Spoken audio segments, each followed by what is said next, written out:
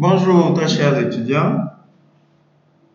Nous allons passer aujourd'hui au chapitre 6 relatif à l'optimisation de la production. En fait, c'est un chapitre que vous avez déjà vu en recherche opérationnelle l'année dernière et qui s'intitulait alors la programmation linéaire. Donc, effectivement, le type d'optimisation de la production, en fait, c'est pour coller à notre discipline qui est la logistique de production et de distribution physique. Je rappelle que ce chapitre est à la page 74 de votre support. OK? Alors donc, pour optimiser la production, l'objectif fondamental qu'on va chercher à atteindre, c'est de déterminer la production qui optimise le rendement en fonction de contraintes bien déterminées et de l'objectif à atteindre. C'est-à-dire qu'au terme de ce chapitre, vous devez être capable de déterminer la production qui va permettre à l'entreprise soit de minimiser ses coûts de production, soit de maximiser ou le chiffre d'affaires ou le profit. Alors donc, l'optimisation va faire appel à la programmation linéaire, qui est le domaine de la recherche opérationnelle qui étudie l'optimisation d'une fonction linéaire de plusieurs variables, elles-mêmes soumises à des contraintes exprimées par des équations ou des inéquations linéaires. La programmation linéaire, donc ici l'optimisation de la production, nous permettra ainsi de résoudre des problèmes économiques de production. Essentiellement, vous allez voir que ça peut être autre chose, mais c'est essentiellement un problème de production.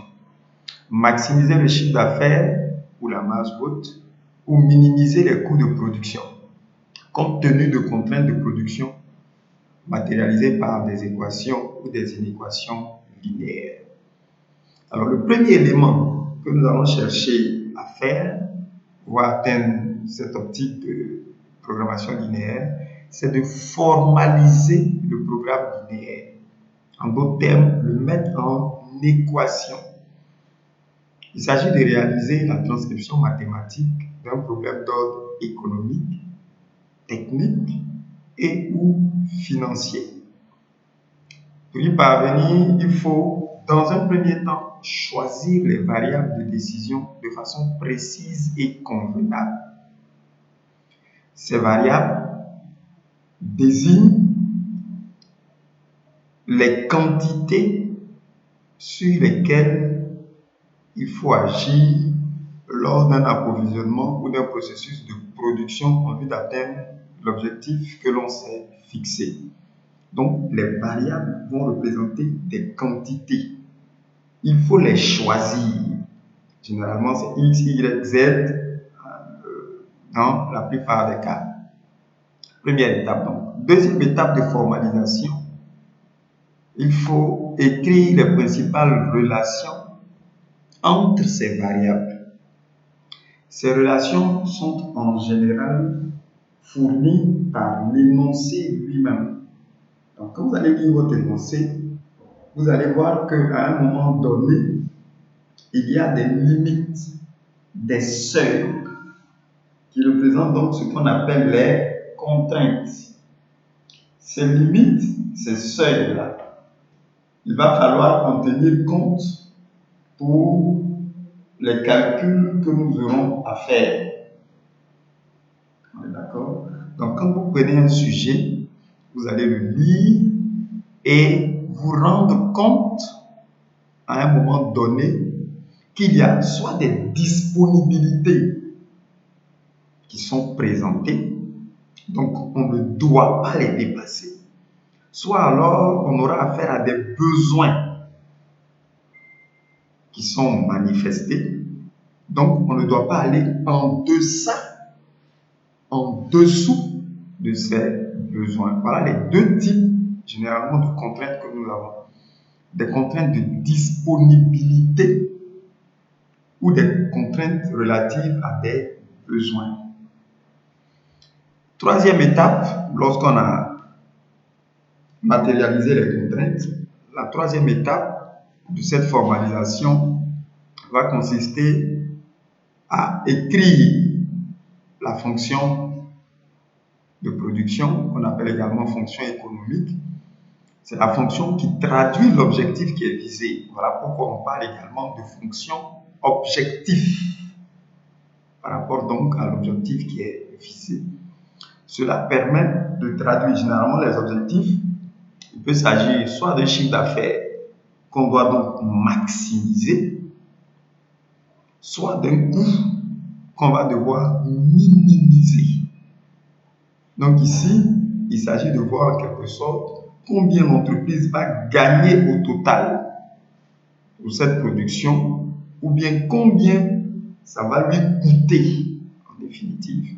Donc, lorsqu'il s'agira de gains, on va chercher à maximiser, mais lorsqu'il s'agira de dépenses, de coûts, de charges, il va être question de minimisation. Okay? Alors, toujours à cette même page 74, nous avons un exercice d'application. Donc, vous le verrez bien, c'est l'exercice d'application relatif aux fabricants de gravier.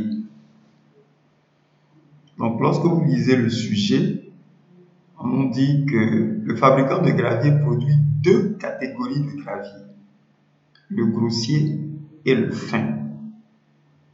Le grossier nécessite 2 heures de broyage, 5 heures de calibrage et 8 heures de séchage. Le fin exige, quant à lui, 6 heures de broyage, 3 heures de calibrage et 2 heures de séchage.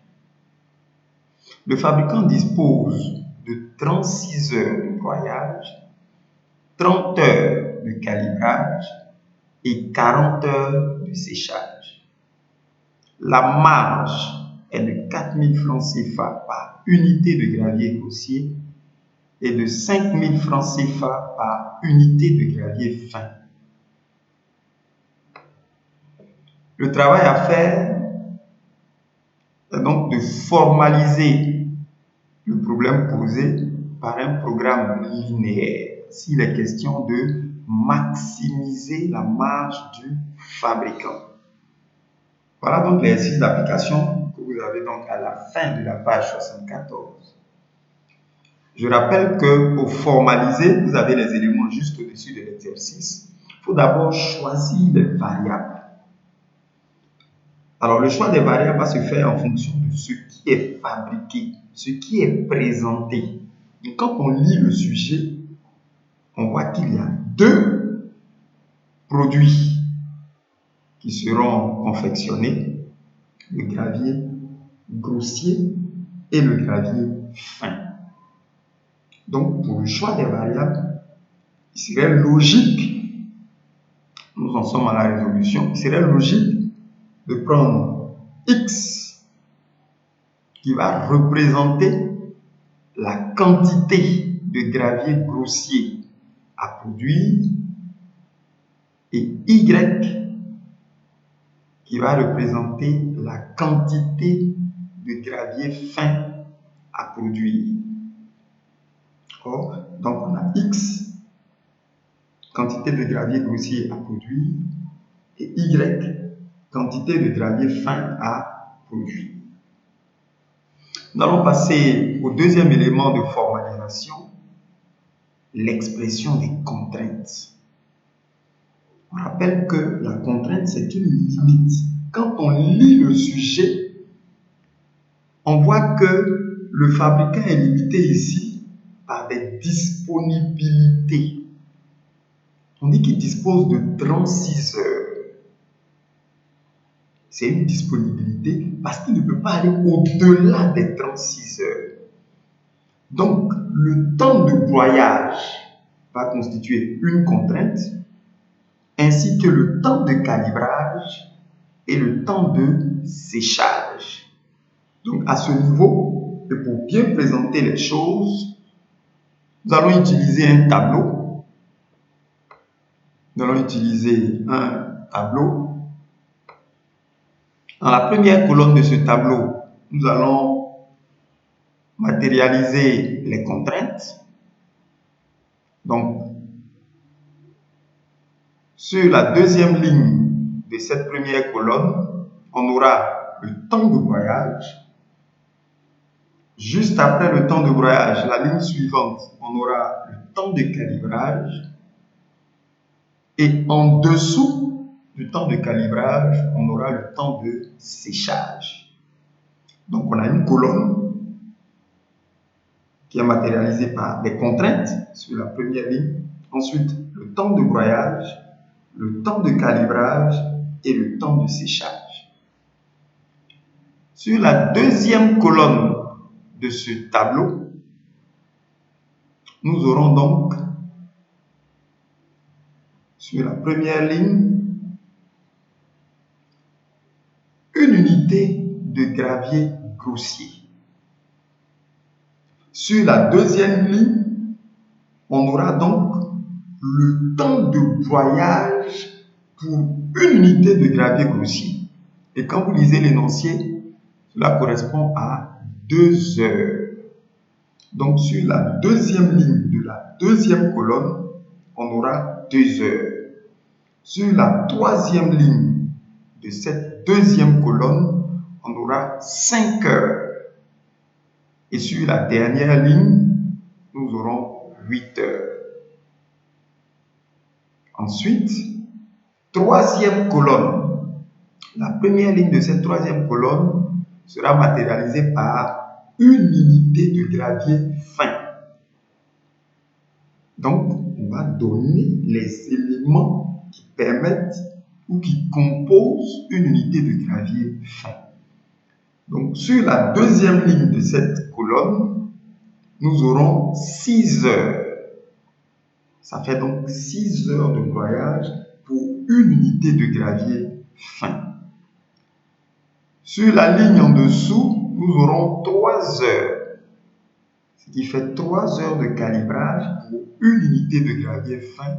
Et sur la dernière ligne de cette troisième colonne, nous aurons 2 heures. Ce qui signifie 2 heures de séchage pour une unité de gravier fin.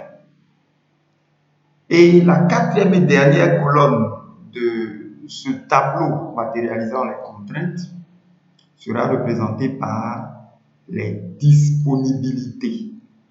On aurait pu mettre également seuil ou limite.